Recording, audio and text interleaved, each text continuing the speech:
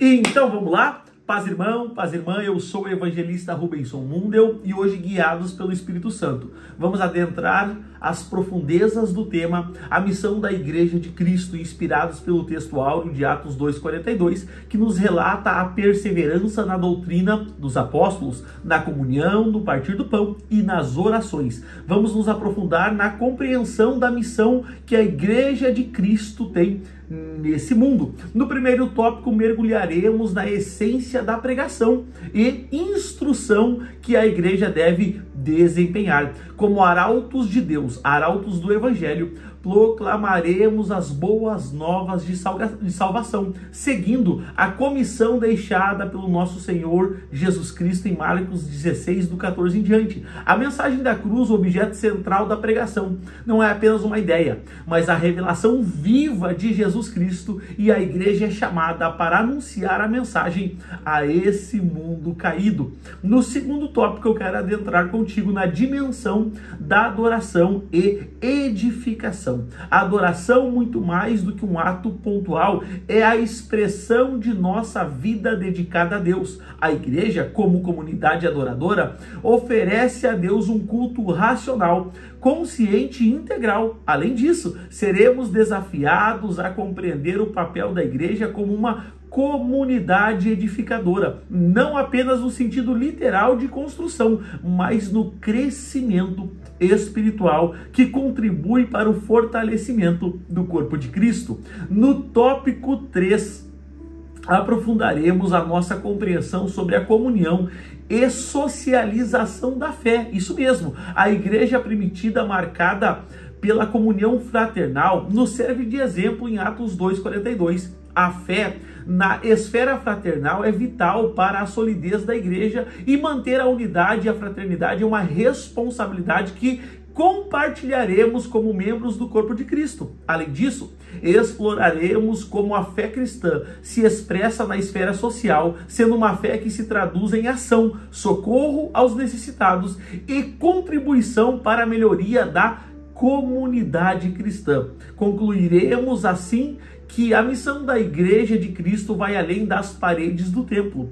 Ela é chamada para proclamar, adorar, edificar e viver e expressar a sua fé de maneira tangível na sociedade. Assim como o sal que salga e a luz que brilha, a igreja cumpre a sua missão ao mostrar que Jesus Cristo ao mundo perdido pode salvá-los, produzir discípulos e transformá-los em adoradores. Que essa lição nos conduza a uma compreensão mais profunda da missão que nos foi confiada e inspire cada um de nós a desempenhar o nosso papel na grande comissão. Que o Senhor Jesus Cristo nos abençoe, nos capacite a cumprir a sua missão com zelo, com amor e com fidelidade. Glória a Deus!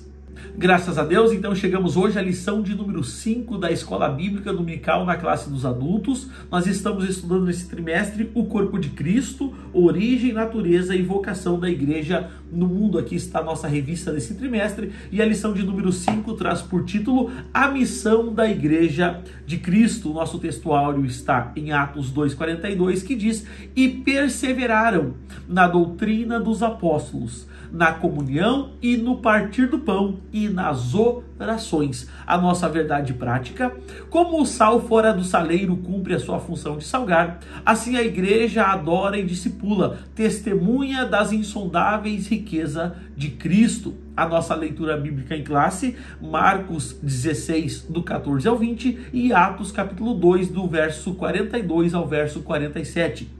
Já concluindo essa parte introdutória, nesta lição, vamos estudar a missão da Igreja de Cristo. Veremos que a igreja é chamada para proclamar a poderosa mensagem da cruz. Assim, ela cumpre a sua vocação de eleita quando participa da grande comissão deixada pelo seu fundador, Jesus Cristo. Como consequência dessa realidade, veremos que a igreja é uma comunidade adoradora, de comunhão, e finalmente é uma comunidade que exerce um grande papel no presente século. Portanto, a Igreja de Cristo exerce uma grande missão nesse mundo. E igreja sou eu, igreja é você, igreja somos nós. O dever da igreja, entre muitas coisas, além de adorar, exaltar e engrandecer o nome do Senhor, é proclamar as boas novas de salvação. Glória a Deus. Então já está aí o nosso resumo prático, claro, o objetivo da nossa parte introdutória. E eu, como sempre, já quero te saudar bem-vindo, você, querido irmão, querida irmã que está sempre comigo. É um privilégio tê-lo por aqui mais uma vez, mais uma semana. Eu sempre te peço, confira se você já é inscrito aqui no meu canal do YouTube. Se você já for inscrito, ative o sininho para receber todas as notificações e, se possível, deixe a sua mãozinha no like abaixo desse vídeo como forma de gratidão. Você, querido amigo, amiga que está chegando agora, quem sabe pela primeira, pela segunda vez, quem sabe você estava procurando sobre a lição de número 5 da Escola Bíblica Dominical do primeiro trimestre de 2024 e o algoritmo do YouTube te trouxe até aqui o meu canal do YouTube. Eu não vou pedir a sua inscrição ainda, eu não vou pedir o seu like, a única coisa que eu te peço é que você assista essa videoaula até o final. E se alguma coisa que eu disser, algo que eu ministrar, se eu trazer aqui um conhecimento que você ainda não tinha, e isso abençoar a tua vida, a tua casa, a tua família, no final dessa videoaula eu vou te convidar, talvez então assim, se for bênção para você, a você se inscrever aqui no meu canal do YouTube e deixar o seu like. Mas agora apenas assista essa videoaula. Vamos adentrar então aos nossos tópicos e subtópicos.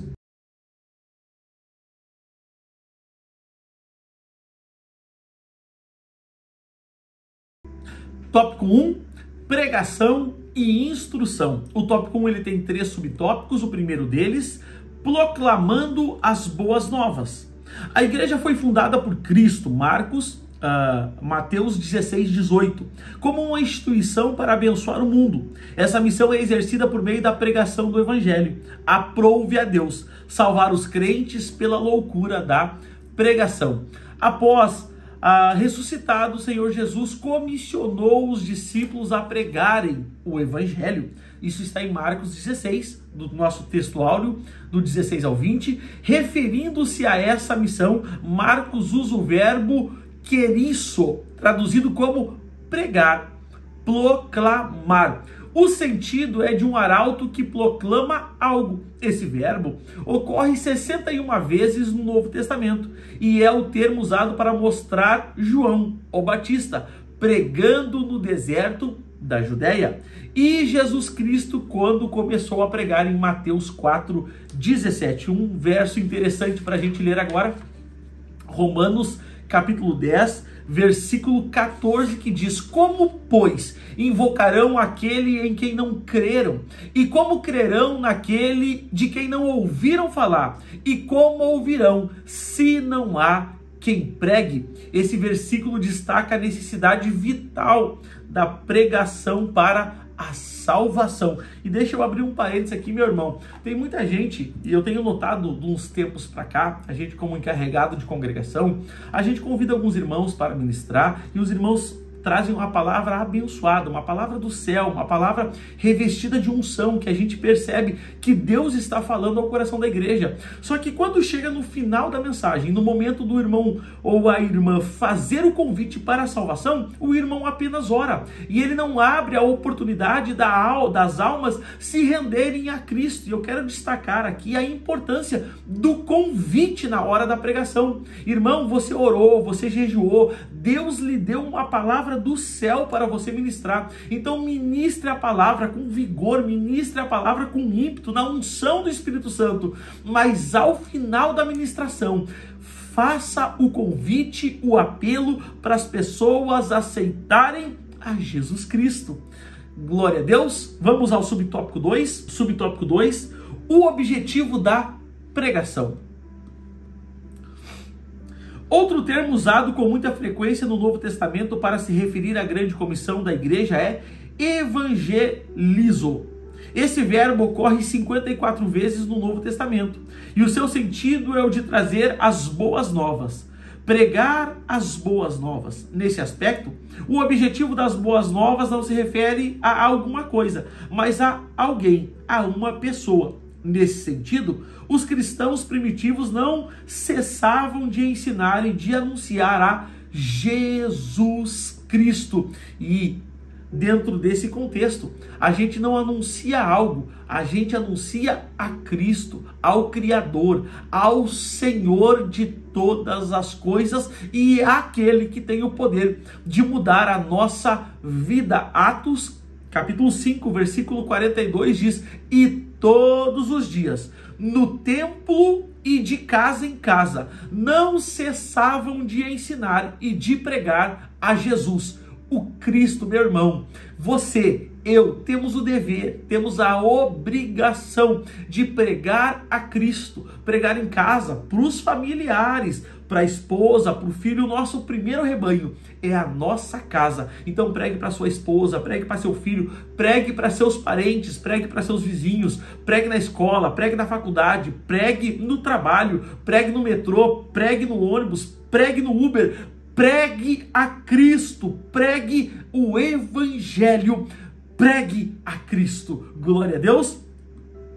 Esse versículo que fiz menção agora, ele destaca a consistência e a continuidade da pregação e da mensagem do Evangelho. A igreja primitiva estava imersa na missão de ensinar e proclamar incessantemente sobre a pessoa de Cristo Jesus. E quem sabe alguém está falando em seu coração aí, me ouvindo: mas irmão, eu não tenho o dom da palavra, eu não tenho o dom do ensino, irmão. Isso sobre pregar a Cristo, anunciar a Cristo, não é para quem tem dom, não é para quem tem o dom específico da palavra, não é para quem tem o dom específico do ensino. A questão de pregar e anunciar a Cristo é para todos nós. Lembra da grande comissão? Ide por todo mundo e pregai o Evangelho a toda criatura. É uma ordenança. Jesus não disse: quem tem o dom da pregação, ide por todo mundo. Jesus não disse: quem tem o dom do ensino, ide por todo mundo. Não. Jesus disse: todos, ide por todo mundo e pregai o Evangelho a toda criatura. E você prega quando você fala, você prega com o teu testemunho, você prega com a sua maneira de se comportar, você prega com o seu caráter, você prega a Cristo de diversas maneiras. Então, anuncie a Cristo Jesus. Vamos ao subtópico 3, discipulando os convertidos. Pregar e proclamar é levar uma palavra de Deus aos que estão do lado de fora da igreja, enquanto que discipular é instruir os que estão do lado de dentro.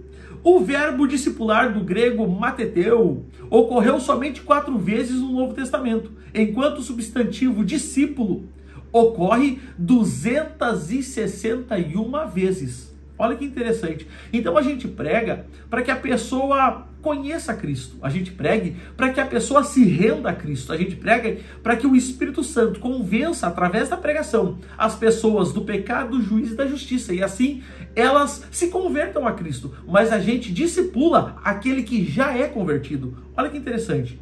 O sentido é o de alguém instruído ou treinado em alguma coisa.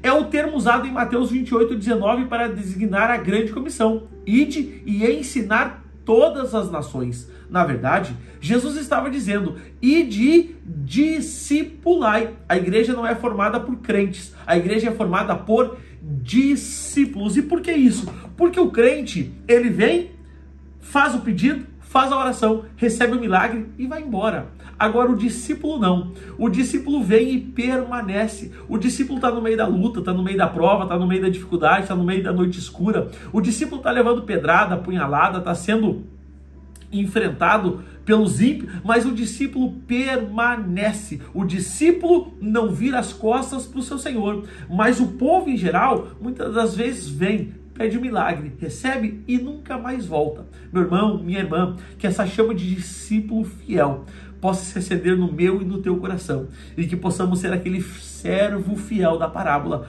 aonde o Senhor olha e diz: servo bom e fiel. Glória a Deus. Vamos citar um texto para concluir esse tópico 1. 2 Timóteo, capítulo 3, verso 16 e 17 diz: toda a Escritura é inspirada por Deus e útil para o ensino, para a repreensão, correção, educação na justiça, a fim de que todo homem seja perfeito e perfeitamente habilitado para toda boa obra. Então use a Bíblia, meu irmão. A gente precisa ter intimidade com a Bíblia. A gente precisa manusear a Bíblia diariamente. Ela é o nosso instrumento.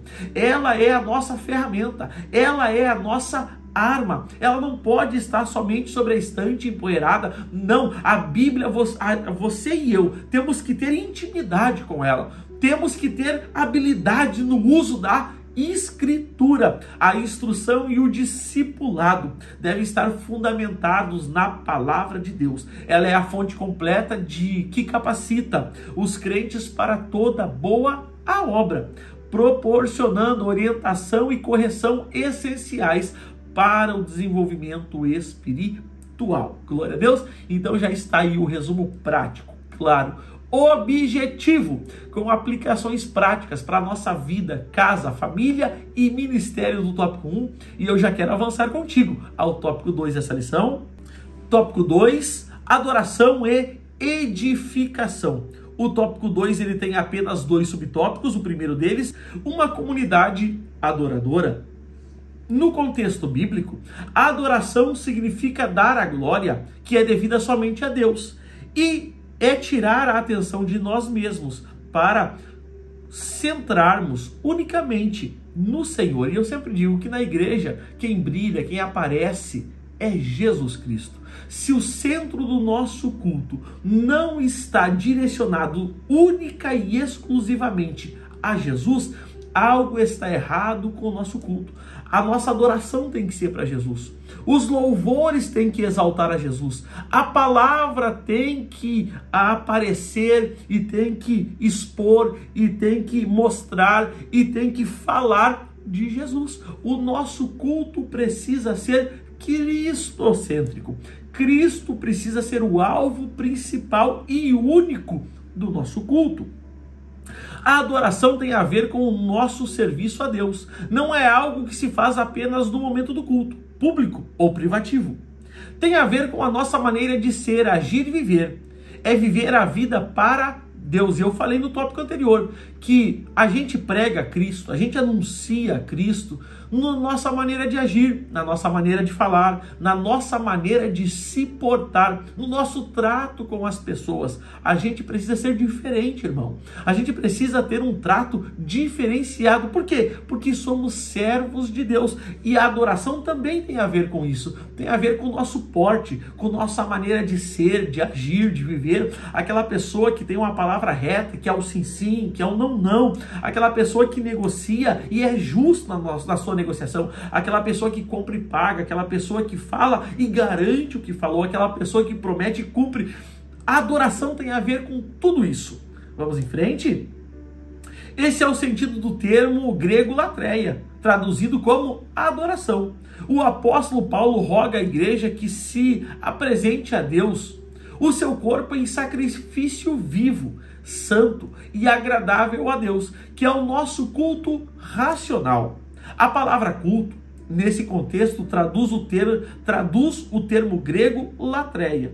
O sentido é o de um serviço prestado a Deus de forma consciente e integral. É viver totalmente para o Senhor. E eu sempre digo, irmão, Deus não quer muito de nós. Deus quer tudo de nós. Deus quer nós por completo.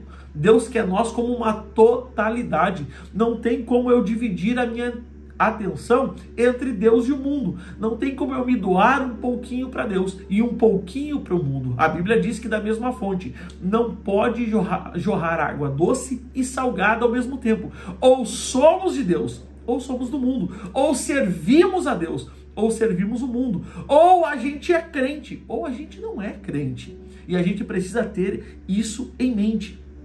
João capítulo 4, versículo 23 diz: mas a hora vem, e já chegou, em que os verdadeiros adoradores adorarão o Pai em espírito e em verdade, porque são estes que o Pai procura para ser seus adoradores. E essa hora chegou, meu irmão, e a gente precisa levar uma vida de adoração, uma vida de busca incessante pela presença de Jesus na nossa vida, que é a única maneira de a gente conseguir vencer nesse mundo. A gente só vence através de Cristo, a gente só vence através da palavra de Cristo, a gente só vence com o auxílio de Cristo.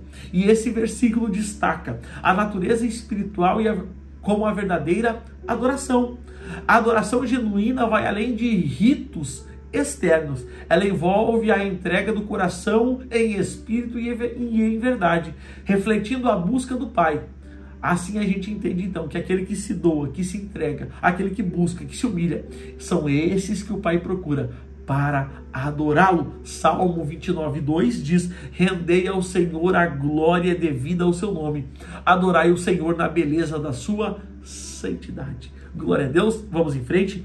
Subtópico 2, uma comunidade edificadora. A igreja é uma comunidade proclamadora, adoradora e edificadora. A palavra grega oikodomé, traduzida como edificar, é usada no sentido literal de construir um edifício e no sentido metafórico, no sentido de crescimento espiritual. No primeiro sentido, é usada por Jesus em referência à casa edificada sobre a rocha.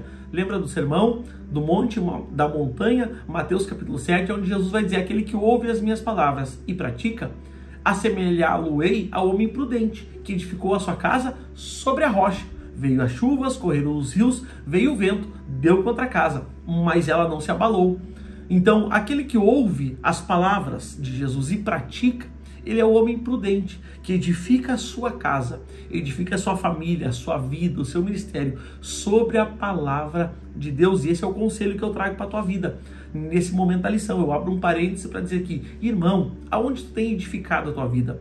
Aonde você tem posto a tua confiança? Aonde está o teu baluarte forte? No teu braço? Na tua conta bancária? No teu intelecto humano? Nas tuas amizades? No teu networking? Aonde está? Ou está no Senhor, na sua palavra, nas suas promessas? Que a gente possa ser um homem prudente, edificar a nossa casa sobre a palavra de Deus, aonde vem as tempestades da vida, aonde vem os desafios desse mundo, aonde vem os problemas do cotidiano, mas nós não se abalamos, porque nós estamos em Jesus Cristo. Glória a Deus. No segundo sentido, em Efésios 4:12, nessa última referência, o apóstolo Paulo diz que Deus pôs na igreja os apóstolos, os profetas, os evangelistas, os pastores e os mestres para a edificação do corpo de Cristo, né? Então a gente percebe que os 5 ministérios deixados por Deus, que estão relatados em Efésios, eles são para a edificação do corpo de Cristo, que somos nós. A edificação espiritual. Primeiro, a gente falou de uma edificação no sentido literal. Agora, no sentido metafórico, que é o sentido espiritual, os apóstolos, os profetas, os evangelistas, os pastores e os mestres, eles são responsáveis por trazer à igreja essa edificação. E quando é que a gente é edificado? Quando a gente ouve a palavra, quando alguém nos prega ou ensina a palavra, quando estamos em comunhão, quando estamos adorando, quando estamos cultuando a Deus. E sobre isso, Paulo fala aos Coríntios, capítulo 14, verso 16, que fazer, pois, irmãos, quando vos reunis, uns têm salmos, outros têm doutrinas, outros têm revelação, aquele outro tem língua e outro ainda interpretação. Mas seja feito tudo para a edificação. Então, a igreja é um celeiro de dons, talentos e ministérios. E quando a gente se reúne para adorar a Deus, cada um começa a usar o talento que tem. E isso serve para a edificação do corpo de Cristo. Por isso a importância, eu abro outro parênteses aqui para falar. Por isso a importância de nós congregarmos, irmãos. Por isso a importância de a gente estar sempre, semanalmente, 2, 3, 4 vezes por semana, se congregando no templo, adorando a Deus, cultuando a Deus, ouvindo uma palavra do teu pastor, do teu encarregado, do teu líder de departamento, uma palavra do céu que vai edificar a tua vida, edificar a tua casa, edificar a tua família, edificar o teu ministério, que vai te dar um norte. Quem sabe você não sabe muito o que fazer, você vai ao culto, ora, adora a Deus, e na palavra Deus fala contigo, Deus te dá uma direção, Deus te dá um norte, Deus te dá a solução do problema que você tem que resolver, mas a gente precisa congregar. Glória a Deus. Então já está aí o resumo prático, claro. O objetivo do tópico de número 2, e eu já quero avançar contigo ao tópico 3. Tópico 3, comunhão e socialização. O tópico 3 ele tem 3 subtópicos, vamos ao primeiro deles, a fé na esfera fraternal. Um dos pilares da igreja primitiva estava na comunhão. A palavra grega koinonia, traduzida aqui como comunhão, ocorre 19 vezes no Novo Testamento, e o seu sentido literal é de parceria, participação e comunhão espiritual. Se somos cristãos e andamos na luz do Evangelho, devemos viver em comunhão.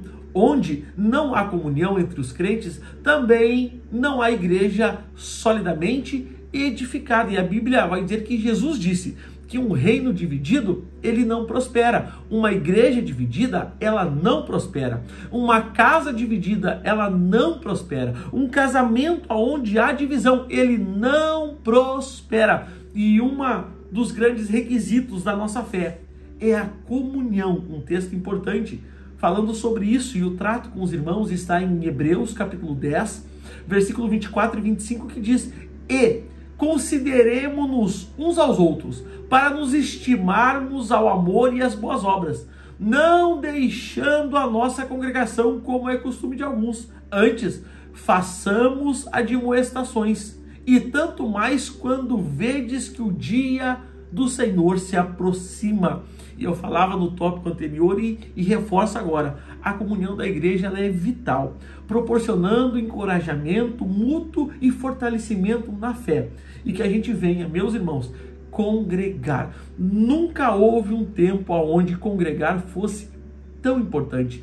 A gente nota, a gente percebe e a gente vê tantos irmãos fraquejando na fé, se distanciando, o amor está esfriando, as pessoas estão ficando mais subjetivamente distantes de Deus. Elas vêm muitas vezes ao culto no automático, aquela adoração automática, pragmática, que não alcança o seu irmão. Que a gente venha congregar, que o amor venha ser aceso no nosso coração, que o Espírito Santo nos impulsione a entregar a Deus uma adoração verdadeira, uma adoração verdadeiramente vinda do nosso coração, não aquela adoração automática, pragmática, não, mas que possamos de fato nos entregar a Deus de uma maneira completa, totalitária, porque Deus tem o melhor para a nossa vida. Mas irmão, eu estou cheio de problema, estou cheio de dificuldade, você não sabe o turbilhão que está acontecendo na minha vida. Adore a Deus, irmão, busque a Deus, se entregue a Deus. A Bíblia diz que Jonas estava no ventre do peixe, e ele vai dizer: das entranhas do inferno eu clamei, e o Senhor ouviu a minha voz. Não tem lugar ou situação que o teu Deus não possa te ver e te escutar. E Jesus disse, ou melhor dizendo, Deus disse por intermédio de Jeremias: clama a mim e responder-te-ei. Então clame ao teu Deus. Ele tem resposta para a tua vida, ele tem resposta para a tua família, ele tem resposta para o teu casamento, ele tem resposta para o teu trabalho, ele tem a resposta que precisamos. Glória a Deus. Vamos em frente. Subtópico 2 do tópico 3, unidade e fraternidade. A igreja do Novo Testamento se expressa por meio da unidade e fraternidade entre seus membros. Jesus orou pela união fraternal de seus discípulos. Um dos grandes males da igreja odiurna está justamente na queda da comunhão cristã, o que tem provocado grande fragmentação no corpo de Cristo. Eu falava agora no subtópico passado sobre isso, que a questão da desunião, do distanciamento, da falta, quem sabe, de comunhão com todos os irmãos, porque a gente percebe que aqueles irmãos que não estão todo dia na igreja, que eles vêm uma vez por semana, 2 vezes, às vezes você vai perceber, ele vem no culto, ele entra sem cumprimentar ninguém, ele sai sem cumprimentar ninguém, ele vem rápido, sai com pressa. Não, irmãos.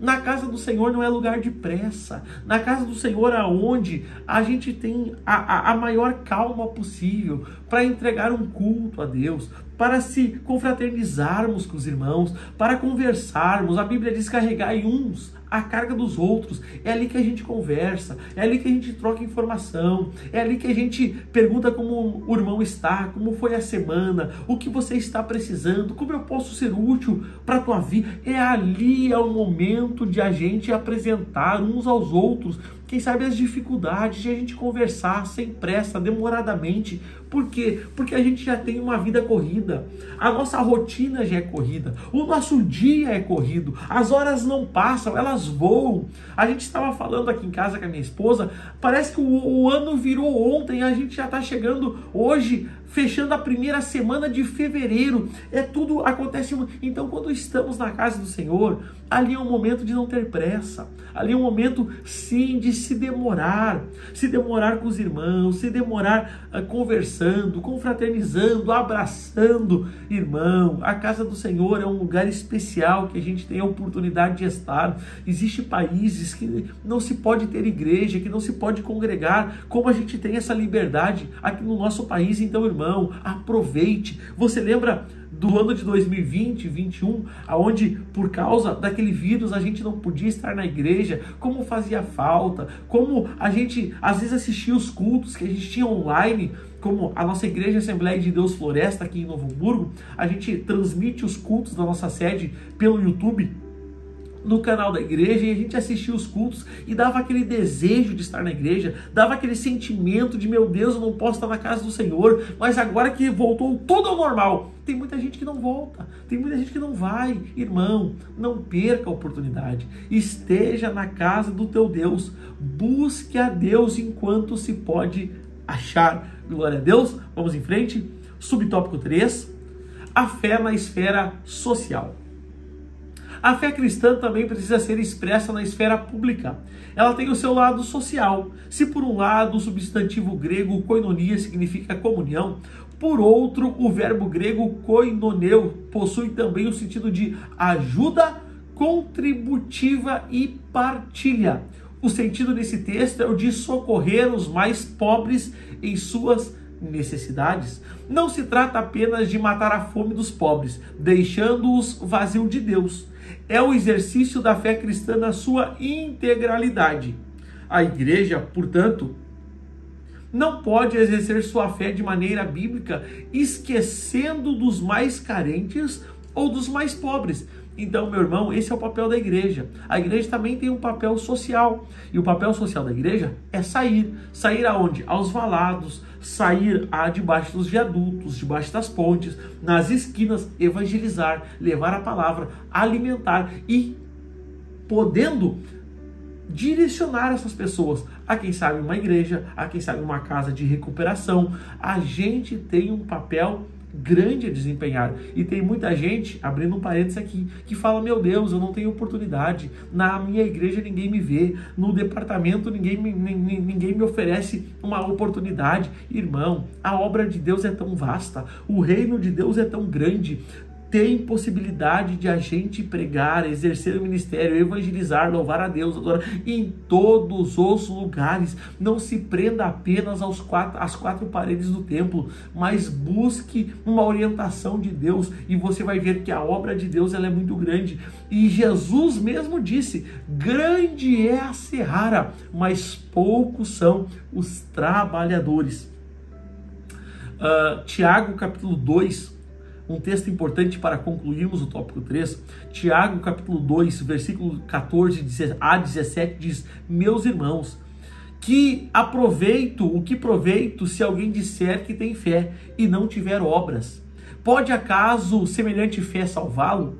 Se um irmão, uma irmã estiverem nus e tiverem falta de mantimento cotidiano, e algum de vós disser, ide em paz, aquecei-vos e fartai-vos, mas não lhes der o necessário para o corpo, qual é o proveito disso? O que Tiago está dizendo? Tiago está dizendo que a fé sem obras é uma fé morta, é uma fé que não tem vida, é uma fé que não tem substância.